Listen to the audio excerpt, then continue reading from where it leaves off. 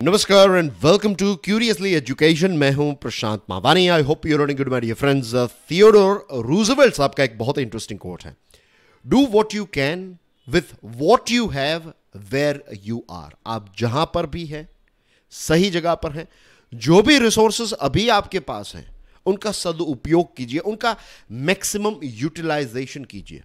बहुत ही ब्रीफली अगर इसको मैं एक्सप्लेन करूं और एक ऐसा एग्जांपल जिससे आई बिलीव आप भी रिलेट कर पाएंगे, दैट इज कि अगर आज आपके पास 5 किताबें हैं तो उन 5 किताबों पर फोकस कीजिए, उनको पढ़ने की कोशिश कीजिए। उनको फिनिश करने के बाद दुनिया में किताबें ही किताबें हैं, फिर उनके बारे में सोचिएगा, फिर 5 और किताबें, राइट, फिर और 5, ऐसे धीरे धीरे आगे बढ़िए।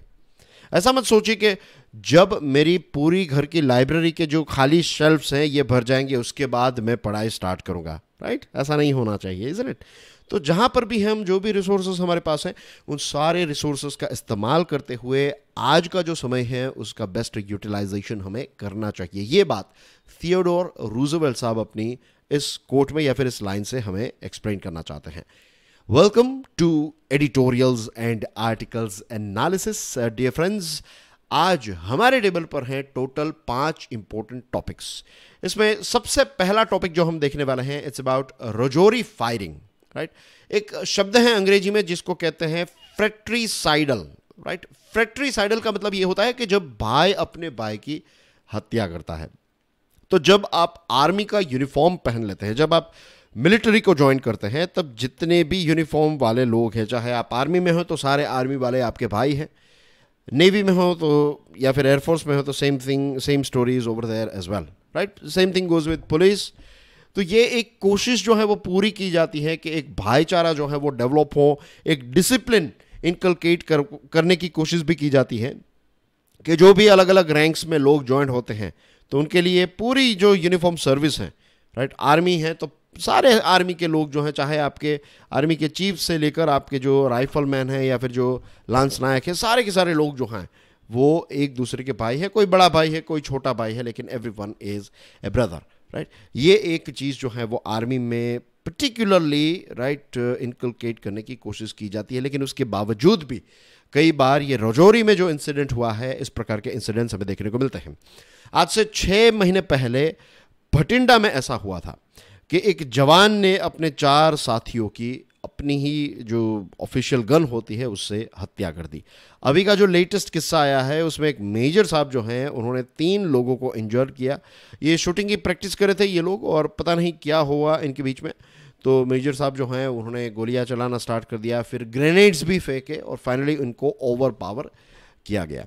इस प्रकार के इंसिडेंट्स जब भी होते हैं तो इट हाईलाइट, ये चीज़ों को मीन्स हाईलाइट करते हैं, ये दिखाते हैं कि इट्स नॉट लाइक कि एक बार आर्मी ज्वाइन कर लिया और यूनिफॉर्म पहन लिया। वी नो कि आर्मी के लोग बहुत ही डिसिप्लिन्ड होते हैं, लेकिन देखिए एंड ऑफ द डे ये सारे लोग भी इंसान हैं, अपने घर से दूर हैं, बहुत सारा स्ट्रेस है, राइट, फिजिकल पेन कई बार होता है, राइट, और एक सिस्टम जो है उसके तहत आपको काम करना पड़ता है और सिस्टम के साथ आपका एक दिमाग जो है, मतलब ये कितना भी ट्रेन किया जाए, राइट, हमारे दिमाग के भी कुछ अपने विचार होते हैं, उनके भी एक ख्याली पुलाव होते हैं विचार के भी, राइट, कि हम ये करना चाहते हैं वो करना चाहते हैं। और इस चक्कर में कई बार सिस्टम और एक इंसान के अंदर की जो सिस्टम है उसके बीच में क्लैश हो जाता है, फिर वो डिप्रेशन या फिर स्ट्रेस में चला जाता है। कई लोग नेचुरली ही बहुत ही एग्रेसिव होते हैं, राइट। किसी भी चीज़ जो है, let's say too much defence is also not good, too much aggression is also not good. एक बैलेंस जो है वो होना चाहिए।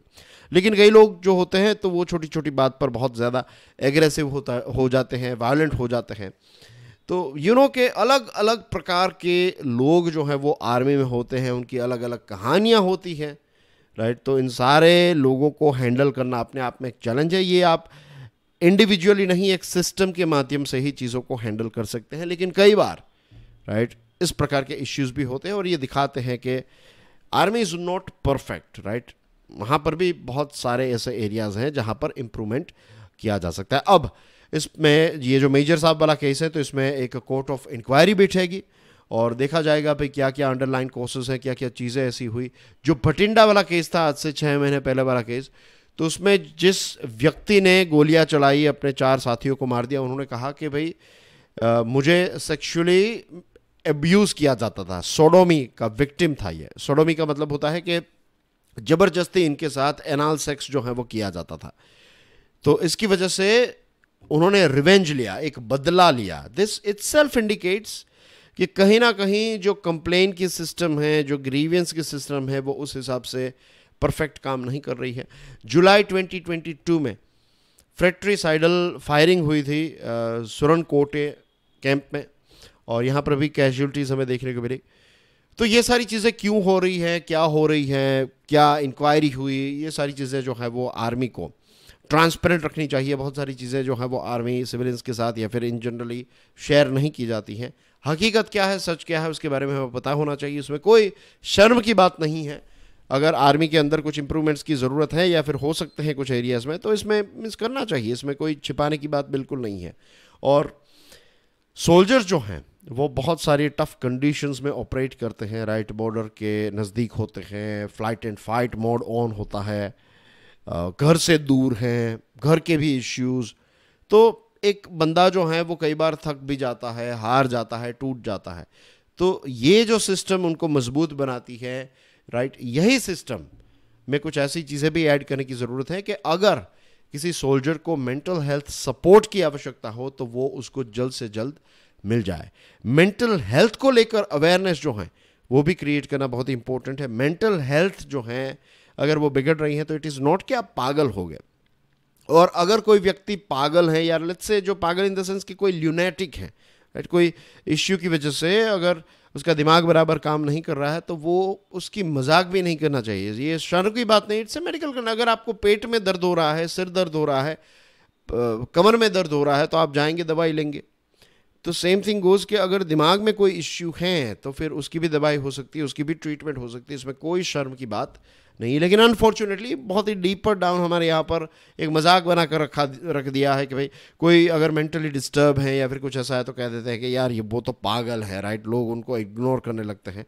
ये एटीट्यूड जो है उसको भी चेंज करने की ज़रूरत है। और बेसिकली अनस्टेबल सोल्जर्स जो होते हैं, राइट, ये टीममेट के पॉइंट ऑफ व्यू से देखा जाए तो अनएक्सेप्टेबल हैं। तो जो भी हमारे सोल्जर्स हैं ये स्टेबल सोल्जर्स होने चाहिए। अनस्टेबल सोल्जर्स को जो भी नेसेसरी सपोर्ट चाहे फिजिकल हो चाहे मेंटल हो, वो प्रोवाइड करने की कोशिश करनी चाहिए। और इसके साथ साथ जो ग्रीवियंस की चैनल्स हैं कि अगर आपको कोई इश्यू है तो कंप्लेंट्स और ये सारी चीज़ें जो हैं इसको और ज़्यादा रोबस्ट बनाने की आवश्यकता है। राइट डियर फ्रेंड्स, सेकंड जो हमारा आज का टॉपिक है, इट्स अबाउट सिक्किम फ्लड। वैसे इस पर मैंने एक अलग से वीडियो बनाया था, हमने मैप्स भी देखे थे उस वीडियो में। आज हम इस डिस्कशन को कंटिन्यू करेंगे, एड ऑन के तौर पर इसको देख रहे हैं। इससे पहले भी हमने इसके बारे में डिस्कशन की थी, deluge of apathy. Sikkim flash flood has claimed several lives after decade, all warnings were conveniently ignored. Right, आज से लगभग एक दशक पहले कुछ वार्निंग्स दी गई थी, लेकिन ये वार्निंग्स जो हैं इनको इग्नोर किया गया। 2021 में भी एक स्टडीज़ कंडक्ट हुई थी और इस स्टडीज़ में भी बताया था कि सिक्किम जो है उस पर ख़तरा मंडरा रहा है, लेकिन किसी प्रकार के स्टेप्स जो हैं वो नहीं उठाए। हिमाचल प्रदेश, सबसे पहले तो उत्तराखंड आया चपेट में, उसके बाद हिमाचल प्रदेश, और अब सिक्किम जो है उसका भी नंबर आ गया है। और हम सब जानते हैं कि हमारी हिमालयन रेंज जो है वो कितनी वल्नरेबल है, और हिमालयन स्टेट्स जो हैं वो भी काफ़ी ज़्यादा वल्नरेबल हैं। ऑथोरिटीज़ हमेशा ये चीज़, means this is the part of our culture in the sense जो वर्किंग कल्चर है। हमेशा मैं बचपन से यही चीज़ देखते आया हूं कि जब प्रधानमंत्री साहब या फिर चीफ मिनिस्टर साहब आपके शहर में, आपके टाउन में आएंगे तो उस दिन रोड्स जो होते हैं उन पर पैचेस किए जाएंगे। पैच वर्क जो होता है, राइट, गड्ढे को मीन्स ऐसे वो डामर उस पर लगाया जाता है और फिर थोड़े जो रोलर्स होते हैं वो उस पर घुमाए जाते हैं और रोड जो है वो पैच वर्क किया जाता है। कई जगहों पर स्पीड ब्रेकर्स जो है उनको हटाया जाता है, कई जगहों पर बनाया जाता है। ये सारा काम जो है वो एंड मोमेंट पर ही होता है, राइट। हम रॉकेट साइंस पर काम करते हैं। जब रॉकेट जो होता है तो उसको जब जलाया जाता है तभी वो ऊपर उठ सकता है। Same thing goes with our work culture as well, के लास्ट मोमेंट पर या फिर कई बार ज़्यादातर केसेस में तो जब डैमेज हो जाए उसके बाद ही चीज़ें की जाती हैं। रिएक्टिव, प्रोएक्टिवनेस है ही नहीं। और यहाँ पर अथॉरिटीज़ जो हैं उनकी यहाँ पर बात हो रही है, राइट, ये हमेशा रिएक्ट ही करते रहते हैं और सिक्किम में भी ऐसा ही हुआ। अब अचानक से क्लाउड बर्स्ट हुआ, अचानक से बहुत ज़्यादा बारिश हुई, बहुत ज़्यादा बारिश की वजह से फ्लैश फ्लड हुआ, इसकी वजह से नदियाँ जो हैं वो ओवरफ्लो हो गई, पानी जो है वो रेसिडेंशियल एरिया में घुस गया, खेती बाड़ी के जो एरियाज़ हैं वहाँ पर घुस गया। 22 आर्मी पर्सोनल, 3000 टूरिस्ट जो हैं वो फंस गए। और ये सारे इश्यूज जो मीन्स ये कहानियाँ जो मीन्स ये रिपीटेशन में, मैंने भी कई बार यही चीज़ जो है वो बार बार बताई है।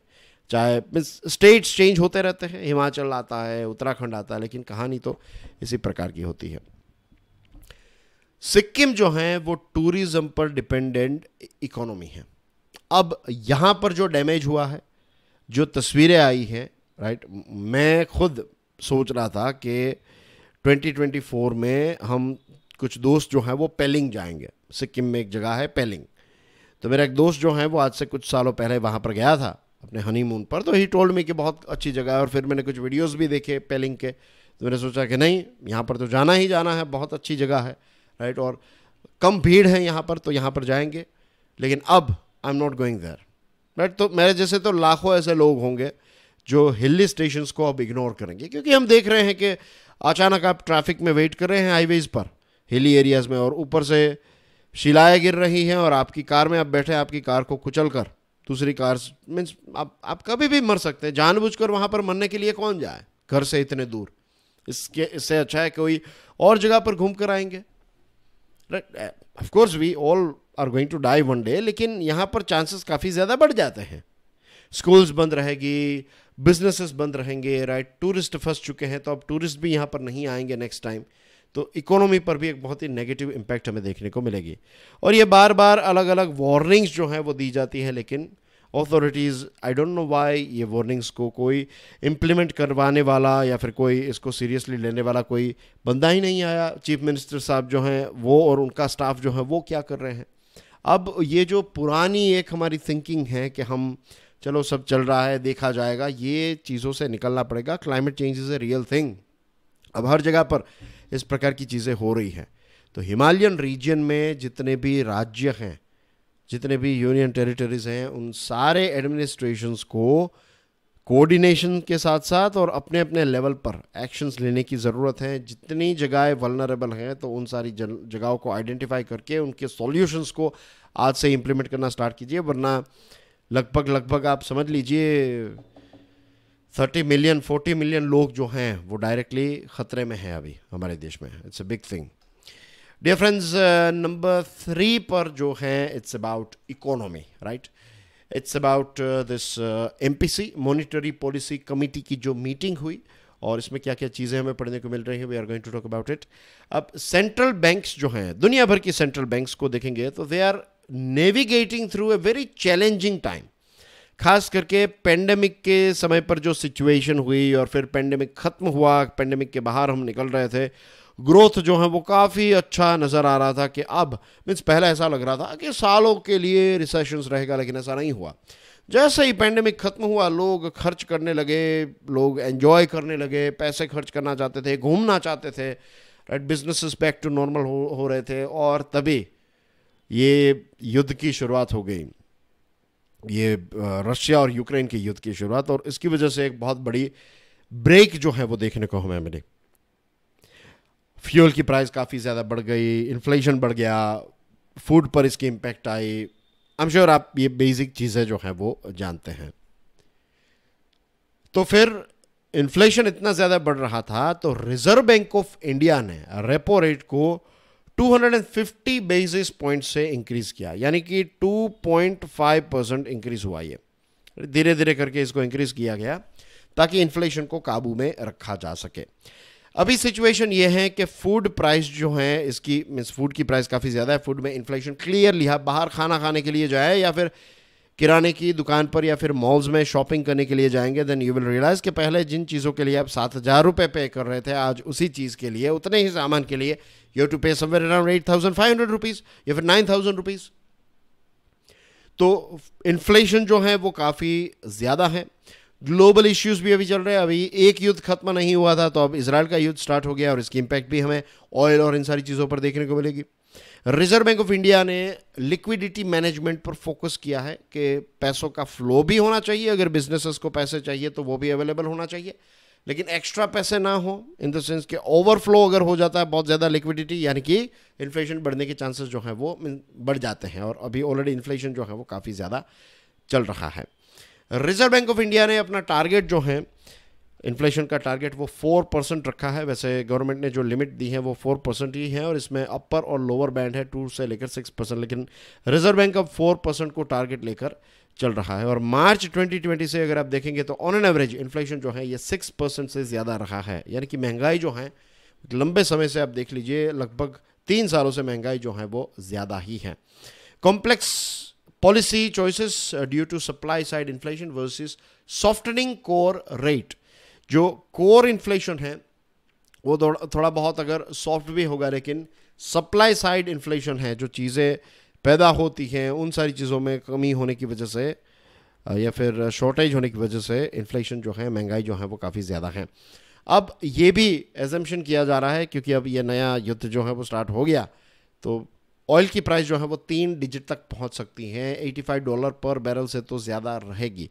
और अगर 10% इसमें प्राइस इंक्रीज होती है तो इन्फ्लेशन जो है ये 30 बेसिस पॉइंट्स है, यानी कि 0.3% से इन्फ्लेशन जो है वो बढ़ सकता है। तो यू कैन इमेजिन कि अगर प्राइस इंक्रीज हुई तो इन्फ्लेशन पर डायरेक्ट इम्पैक्ट आएगी, and this is not good for our growth.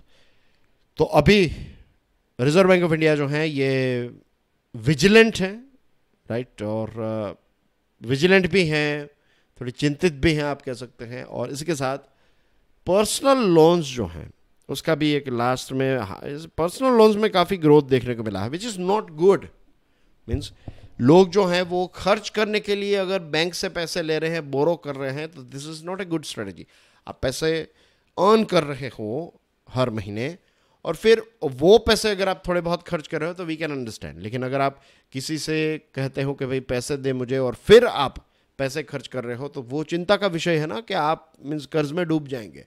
तो सेम थिंग गोज हियर कि पर्सनल लोन्स जो हैं वो काफ़ी ज़्यादा बड़ी हैं अभी, और हाउस होल्ड बोरोइंग इंक्रीज हुआ है, तो ये अच्छी साइन नहीं है इकोनॉमी के लिए। That's basically everything as far as this economy वाला आर्टिकल इज कंसर्न्ड। अब एक छोटा सा ये इंपॉर्टेंट आर्टिकल देखते हैं। It's about poor state of college, right. ये कुपवी कॉलेज जो है उसके साथ जुड़ा हुआ ये टॉपिक है। हिमाचल प्रदेश की ये बात है, जहाँ जहाँ पर सरकारी कॉलेजेस को हड़बड़ी में खोला जाता है वहाँ वहाँ पर स्टूडेंट्स जो हैं उनकी पढ़ाई बर्बाद होती है। इंफ्रास्ट्रक्चर ना होने की वजह से, स्टाफ ना होने की वजह से आज भी बहुत सारी सरकारी कॉलेजेस, स्कूल्स जो हैं वहाँ पर बहुत सारे हमारे बच्चे जो हैं उनका भविष्य बर्बाद हो रहा है। कुपवी कॉलेज जो है इसको 2022 के इलेक्शन से पहले अनाउंस किया गया था और जुलाई 2022 में इसको स्टार्ट किया गया। इंफ्रास्ट्रक्चर प्रॉपर ना होने के बावजूद भी स्टार्ट किया गया क्योंकि वोट्स चाहिए, और प्राइवेट बिल्डिंग से फिर इसको ऑपरेट किया गया। आज भी साइट फाइनलाइज नहीं है। सेकंड बैच जो है वो आ चुकी है, लेकिन अभी भी स्टाफ की कमी है, राइट, प्रॉपर इंफ्रास्ट्रक्चर नहीं है, ये सारी सिचुएशन है।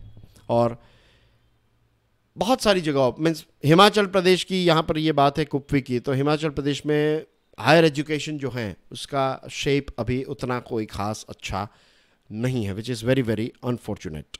देखिए हिली स्टेट्स के अभी हम देख रहे हैं बहुत सारे चैलेंजेस हैं, और वहाँ पर टॉप क्वालिटी का एजुकेशन जो है जब बच्चों को मिलेगा तो वो कुछ सर्विस सेक्टर में कुछ ऐसा कर सकते हैं, राइट। उनको फिर फ्यूचर में डिपेंडेंट नहीं रहना पड़ेगा कि भाई देखिए हिली एरिया में वैसे भी ट्रांसपोर्टेशन, मैन्युफैक्चरिंग, ये सारी चीज़ें डिफ़िकल्ट हो जाती हैं, भले ही वहाँ पर रॉ मटेरियल आपको मिल रहा हो, लेकिन सर्विस सेक्टर ऐसा डेवलप किया जा सकता है। बहुत सारी ऐसी चीज़ें, लेट्स से डिज़ाइनिंग है, राइट, एजुकेशन है, there are so many things. तो ऐसी चीज़ें की जा सकती हैं जो वहाँ के लोग जो हैं वो विदाउट ट्रैवलिंग घर बैठ कर सकते हैं, राइट के। तो इन सारे एरियाज़ के लिए व्हाट यू नीड, उसके लिए सॉलिड बेस चाहिए। Solid base is education. और अभी नेशनल एजुकेशन पॉलिसी 2020 जो है उसके एडॉप्शन की, इसको एडॉप्ट करना है, इम्प्लीमेंट करने की बात हो रही है, लेकिन टीचर्स की कमी है, रिसोर्सेज की कमी है, अभी ऑन एन एवरेज कुछ 1500 टीचर्स जो हैं उनकी कमी है यहाँ पर। तो ऐसे माहौल में आप एजुकेशन सेक्टर को या फिर अपने ह्यूमन रिसोर्स को कैसे डेवलप करेंगे, राइट? ये चिंता का विषय है हिमाचल प्रदेश और इस प्रकार के दूसरे राज्यों के लिए भी। Now let's talk about Israel, right? तूफान अल अक्सा यानी कि अल अक्सा फ्लड, ये जो हमास नाम का ऑर्गेनाइजेशन है, तो इसने ये एक युद्ध जो है उसको छेड़ दिया है, एक ऑपरेशन लॉन्च किया है। और इस पर ऑलरेडी मैंने 3 वीडियोस बनाए हैं, तीनों के 3 वीडियोस जो हैं वो स्टडी ग्लोज में हमने लॉन्च भी किए हैं। तो आई एम श्योर आपने वो तीनों वीडियोस देखे होंगे। मैंने तीनों वीडियोस टेलीग्राम चैनल में शेयर भी किए थे, राइट? और ये वाला आर्टिकल जो है ना, ये द हिंदू न्यूज़पेपर का आर्टिकल है। हमारे फॉर्मर एम्बेसडर महेश सचदेव साहब ने इस आर्टिकल को लिखा है। आज से 50 साल पहले 73 की बात है, जब योम किपुर युद्ध की शुरुआत हुई। अचानक से सीरिया और इजिप्ट ने 73 की बात है, 1973 में इजराइल पर हमला बोल दिया। इजराइल को पता नहीं था, इजराइल का सबसे पवित्र दिन था वो 6 अक्टूबर, राइट? तो ये योम किपुर के दिन पर ये युद्ध छेड़ दिया। और दूसरी तरफ अगर हम इस्लाम की बात करें तो 1973 में 6 अक्टूबर जो था, ये वक्त जो था तो रमज़ान का महीना भी चल रहा था। तो ऐसे पाक महीने में, ऐसे होली महीने में और ऐसे होली दिन पर ये इजिप्ट और सीरिया ने हमला बोल दिया। उनका प्लान था, चलो जो भी हो, कुछ उन्होंने भी देखा होगा, उनकी कुछ मिलिट्री नेसेसिटी रही होगी कि उन्होंने इजराइल पर यह अटैक किया। फिर स्टार्टिंग के 3-4 दिनों तक तो इजराइल ने बहुत मार खाया, लेकिन उसके बाद फिर इजराइल ने चीज़ें अपने कंट्रोल में ली और फिर इजराइल जो है उसने दोनों के दांत खट्टे कर दिए, राइट? इजराइल जीत गया, समझ लीजिए आप। कैंप डेविड एकॉर्ड्स हुए, you know camp David, south Korea के और जापान के जो लीडर्स थे। साउथ कोरिया के प्रेसिडेंट, जापान के प्राइम मिनिस्टर गए थे ना अभी बाइडेन साहब को मिलने के लिए कैंप डेविड। वहाँ पर रिजॉर्ट हैं, वहाँ पर वो मिले, थोड़े दिन घूमे, वो सारी चीज़ें याद आई कैंप डेविड वाली बात। तो ये कैंप डेविड जो हैं वो एकॉर्ड्स हुए उस समय पर। अब जो चीज़ें हो रही हैं यहाँ पर, अब जो गाज़ा है वहाँ पर इजराइल एक बहुत बड़ा ग्राउंड इंकर्जन लॉन्च करेगा और कर सकता है कि इजराइल की आर्मी जो है वो गाज़ा स्ट्रिप में घुस जाएगी, बहुत सारे लोगों को मारा जाएगा, राइट? और इसी के साथ इजराइल का मॉरल बूस्ट भी किया जाएगा। जो सोल्जर्स, जो सिविलियंस को कैप्चर किया गया है, उनको रेस्क्यू करवाया जाएगा। तो ये सारे ऑपरेशन अब होंगे, तो और ज़्यादा खून यहाँ पर बहने वाला है, इसमें कोई वो डाउट है नहीं। वेस्ट बैंक जो है, इसको अल फतह नाम की एक ऑर्गेनाइजेशन, जो पॉलिटिकल पार्टी है, ये वेस्ट बैंक को ऑपरेट करती है या फिर वेस्ट बैंक पर इनकी हुकूमत है। और ये इजराइल की अथॉरिटीज़ के साथ मिलकर को एग्जिस्टेंस में है, राइट? डियर फ्रेंड्स, आज का जो मैंने वीडियो लॉन्च किया ना, ये हमने स्टडी ग्लोज पर, तो उस वीडियो में ये बात मैंने बताई थी अल फतह की, और कैसे जो यासिर अराफत हैं तो उनके साथ क्या कनेक्शन था भारत का, वो सारी चीज़ें मैंने एक्सप्लेन की हैं। वो देखिएगा ज़रूर, वो वीडियो नहीं देखा है तो। गाज़ा जो है इसको हमास के द्वारा कंट्रोल किया जाता है, और हमास जो है ये इजराइल को स्वीकारता है, मीन्स मानता ही नहीं, वो कहता है कि ये हमारी जगह ही लूट ली है। तो एक तरफ पैलेस्टाइन जो है उसके 2 टुकड़े, एक तो ये गाज़ा स्ट्रिप है, दूसरी तरफ है वेस्ट बैंक। तो वेस्ट बैंक जो है वो इजराइल के साथ मिलकर, उनके भी इश्यूज चलते रहते हैं, लेकिन पॉलिटिकली चीज़ों को हैंडल किया जाता है। लेकिन यहाँ पर गाज़ा में जो हमास है ये बहुत ही एग्रेसिव और मिलिटेंट नेचर है इनका। गाज़ा के जो अरब नेबर्स हैं वो हैं इजिप्ट। एक ही ऐसा देश है जिसके साथ वो लैंड बाउंड्री शेयर करता है, दैट इज़ इजिप्ट। इजिप्ट जो है वो फ़िलहाल गाज़ा की मदद करने के लिए तैयार नहीं है, राइट? एक वक्त था जब इजिप्ट मदद कर रहा था, लेकिन अब Egypt is not interested in this sort of things. In fact Egypt यहाँ पर पीस चाहता है। कतार जो है वो गाज़ा यानी कि ये हमास जो है उनको थोड़ी बहुत मदद देते रहता है, लेकिन फिर यूएसए कतार से नाराज़ ना हो जाए वो उसका ध्यान भी रखता है। टर्की एक समय पर मदद करता था, लेकिन अब टर्की जो है वो इजराइल और गल्फ के दूसरे देशों के साथ रिलेशनशिप को रिबूट करके अच्छे डेवलप करना चाहता है।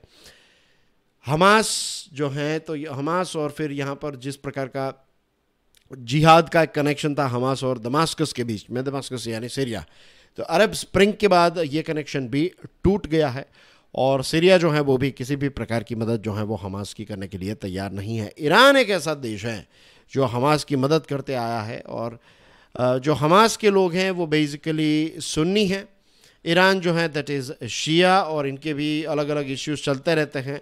लेकिन यहाँ पर ईरान जो है वो हमास की मदद करने के लिए तैयार है, क्योंकि यहाँ पर ईरान का दुश्मन जो है, एक आर्च राइवल हो जो है that is Israel, right. Israel और ईरान की एक बहुत लंबे समय से दुश्मनी चल रही है, आर्च राइवल्स हैं एक दूसरे के। तो इज़राइल को परेशान करने के लिए सबसे बेस्ट तरीका अगर ईरान के पास कोई है तो दैट इज़ हमास के माध्यम से इज़राइल को डायरेक्टली टॉर्चर किया जा सकता है।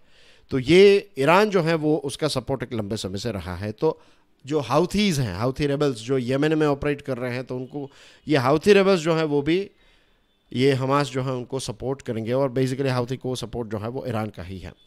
तो अब ये तूफ़ान अल अक्सा ऑपरेशन जो है इसकी इम्पैक्ट डायरेक्टली तो भारत पर नहीं होगी, लेकिन इनडायरेक्ट चीज़ें तो होगी, जैसे कि ऑयल की प्राइस बढ़ सकती है, हमारे डायस्पोरा जो है NRIs वहाँ पर रहते हैं क्षेत्र में, उन पर वो प्रभावित हो सकते हैं। India middle east economic corridor जो बनाने की बात है ये डिले होगा। I2U2 जो प्रोजेक्ट हैं यहाँ पर इज़राइल, इंडिया, USA और UAE, तो ये भी डिले होगा, और इसी के साथ हमारी इकोनॉमी पर भी इसकी इम्पैक्ट हमें देखने को मिल सकती है। तो this are the things that are matter of concern for our country India.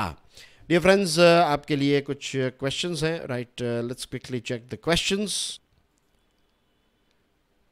Number 1, 1 अक्टूबर से GST काउंसिल ने डिसाइड किया है कि जो online gaming, casinos, horse racing, तो इन पर GST का रेट जो है वो कितना लगेगा। फिर दूसरा क्वेश्चन है कि बिहार ने अभी कास्ट बेस्ड सर्वे किया, इस पर हमने डिस्कशन की थी। ओडिशा ने किया पहले, उसके बाद बिहार ने। अब कौन सा राज्य ये कास्ट बेस्ड सर्वे करने वाला है। And the third one is बने मिनाशे, ये एक कम्युनिटी है, इंडियन एथनिक ग्रुप है, जिसको एक देश ने स्पेशल स्कीम के माध्यम से सिटीजनशिप ऑफर की है। तो ये जो नए मिनाशे हैं वो किस देश की ट्राइब है, आज से हज़ारों साल पुरानी किस देश की ट्राइब है, बताइए। And that's basically everything in today's discussion, dear friends. Thank you very much for watching this video, and you can get in touch with me via social media handles. उनकी links डिस्क्रिप्शन में available हैं, and please make sure कि आप इस video को दूसरे students के साथ शेयर ज़रूर करें। Thank you very much for your love and support, and I'll see you soon tomorrow, right? Till then, enjoy your studies. God bless you all. Jai Hind.